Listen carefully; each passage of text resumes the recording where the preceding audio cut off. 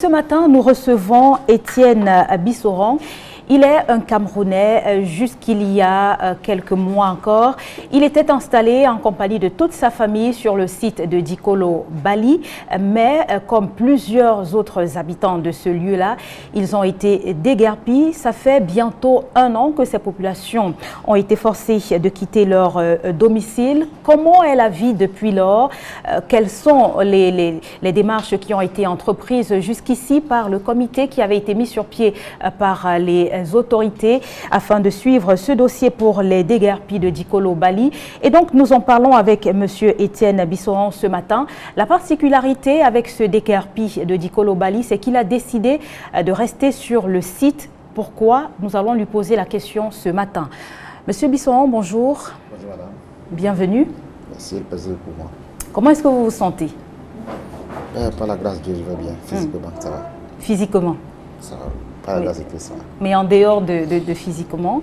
Physiquement, là, moralement, psychologiquement, c'est là où, depuis plus d'1 an, tout a été chamboulé.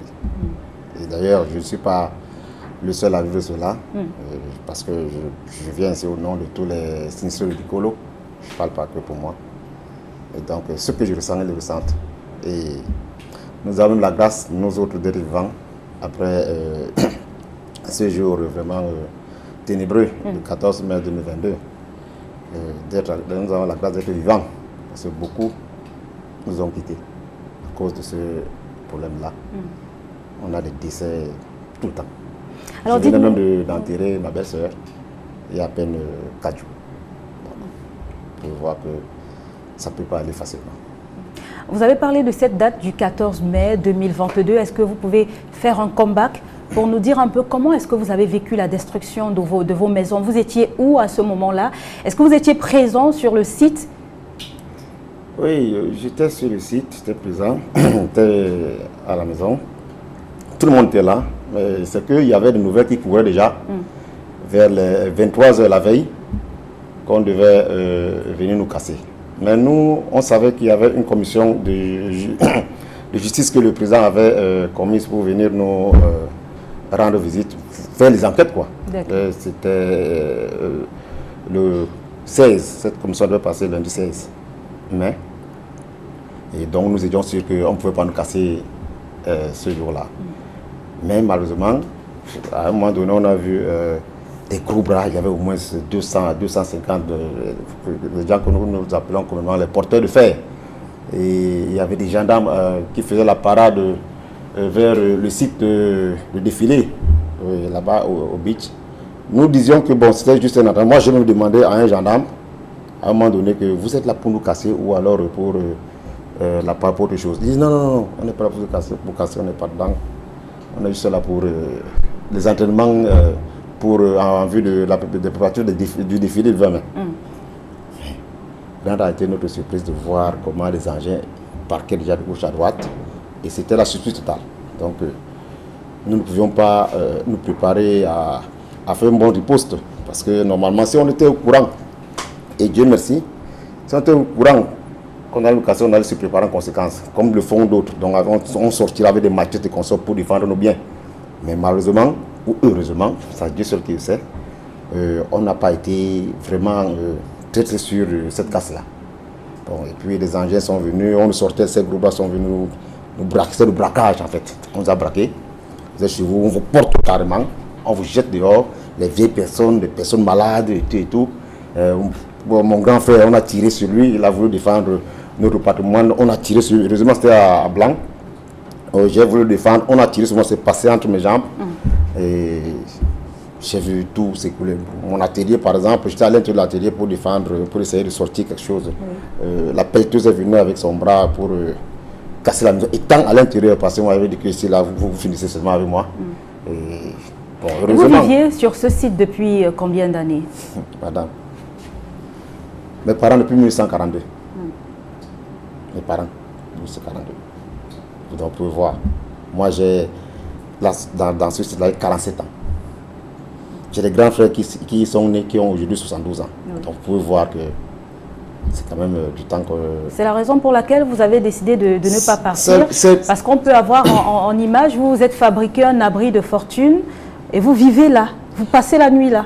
Oui, madame, avant de cet abri de fortune, j'étais carrément à la Belle Étoile. Je restais à la Belle Étoile pendant 3 mois avant de faire cet abri de fortune. J'ai dit rester, pourquoi? Mais parce que je n'ai nulle part où aller. Vous êtes né à cet endroit, on vient vous détruire, vous avez mis toute votre énergie pour bâtir quelque chose là-bas, on vient détruire. Vous allez vous déplacer pour aller où? Chez qui? Parce que quand même vous allez chez les gens, ils ne vont pas vous recevoir pour longtemps. Hein. J'ai des frères, j'ai des amis, des voisins qui sont chez les gens les ont recueillis. Mais au bout de 2 ou 3 mois, on va commencer. Si peut-être tu sèches l'habit où tout le monde sèche, on va dire que non, tu as mal séché ton habit. Tu mets tes chaussures peut-être à l'entrée de la porte, on va dire que non, on ne met pas les chaussures, juste pour te faire comprendre que tu n'es plus le bienvenu ici. Donc c'est pour partir.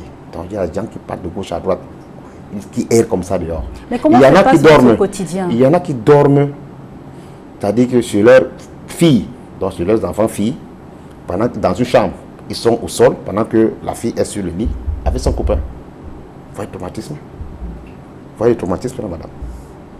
C'est pas facile. Mais sur le site de Dikolo, comment se passe votre quotidien? Qu'est-ce que vous faites le matin? Comment vous faites pour dormir la nuit? Est-ce que vous avez déjà été attaqué oui. De ce côté? Au début, j'ai été influencé. Ça, il faut le dire 2 fois. Bon, mais grâce à Dieu, il n'y a pas eu... Entre-temps, j'ai été cambriolé de Rama, ça fait moins de... pas trop... Ça fait 2 semaines. Cambriolé où? Là. Dans cette... Là, vous avez... J'ai été cambriolé là. D'accord. On a pris tout ce que j'avais là-bas. Bon, je suis vivant, c'est le plus important. Ah, vous avez été cambriolé quand même? J'ai été cambriolé, madame. J'ai été cambriolé. Si vous voyez l'endroit, j'ai essayé de me battre pour mettre un lampadaire pour éclairer, puisque je suis dans le noir total. Dans cet endroit-là, il y a la forêt qui pousse déjà. Et donc, je suis comme ça, c'est-à-dire que face à tous les dangers.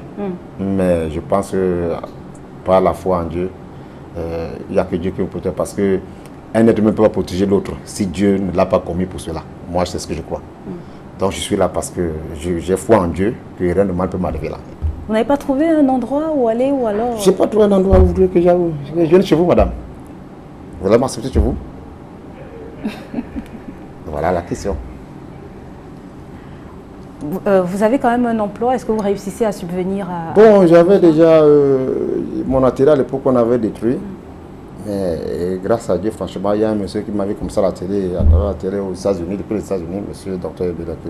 Je dis bonjour et je dis encore merci une fois, qui m'a envoyé quelque chose pour me permettre de relancer mon activité. Même si c'est que le matériel n'est pas complet, je me bats avec. Tous les matins, j'ouvre mon atelier ou bien ma chambre ou bien je ne sais pas quoi. Plus je dois écouter mon appareil, l'essence et toutes les odeurs de carburant qu'on sort. Je suis là. Avec, ça me permet quand même de voir passer la journée avec plein d'espoir. Avec plein d'espoir pour l'avenir. Vous gardez espoir quand même. Bien sûr. Ouais, c'est Parce important. que lorsqu'on vous gifle ou bien on vous racle, vous tombez par terre. Si vous restez par terre, c'est là le problème. Vous devez tout faire pour vous relever. D'accord. Et franchement, c'est ce que vous êtes dans le processus justement de vous relever. Je suis en train de faire, on peut dire, la remontada. Je suis en train de faire la remontada. Malgré qu'il n'y a pas les moyens pour pouvoir se relever comme on essaie. Parce que pour moi, me relever, c'est quoi? C'est de rebâtir une maison, une grande maison sur les terres de mes parents et d'y vivre en famille. Voyez-vous? Où se trouve votre famille? Et c'est ce que nous tous nous souhaitons d'ailleurs. C'est ce que tout le monde à Dikolo souhaite. Retourner sur nos terres. On n'a pas 2 alternatives. On attend la rétrocession et la réparation du préjudice causé. C'est ce que nous attendons. Et nous savons que le chef de l'État, de par son amour pour le peuple camerounais, pour la patrie, nous espérons qu'il va faire quelque chose, c'est-à-dire qu'il va avoir un regard sur nous. Malgré que depuis 1 an, c'est un silence total de ce côté-là. Et nous sommes, on ne sait pas à quel sens se vouer, on ne sait pas par où taper la tête, on ne sait pas ce qui se passe là-bas, quelles sont leurs intentions. Mais nous, ce que nous espérons, c'est de rentrer sur nos terres. D'accord. Et qu'ils payent tout ce qu'ils ont, parce qu'ils ne peuvent pas payer. Parce que voyez-vous, le préjudice moral qu'ils nous ont causé, on ne peut pas l'évaluer. C'est impossible, madame. D'accord. C'est des choses qu'on ne peut pas réparer. Mais il peut faire des compensations, juste, c'est-à-dire que se dire, ok, ça c'est mon peuple, le président, par exemple, faire ça c'est mon peuple dehors, pendant que je suis à l'intérieur dans une maison, les ministres ont des maisons, mais les gouverneurs ont des maisons, alors mon peuple qui nous a mis à cette place est dehors. Merci à vous, Monsieur Bissoron, et merci, madame. Beaucoup de courage. Merci beaucoup de courage. Merci. À vous ainsi qu'à tous les déguerpis de Dikolo Badi. Ok, je leur dirai. Merci beaucoup.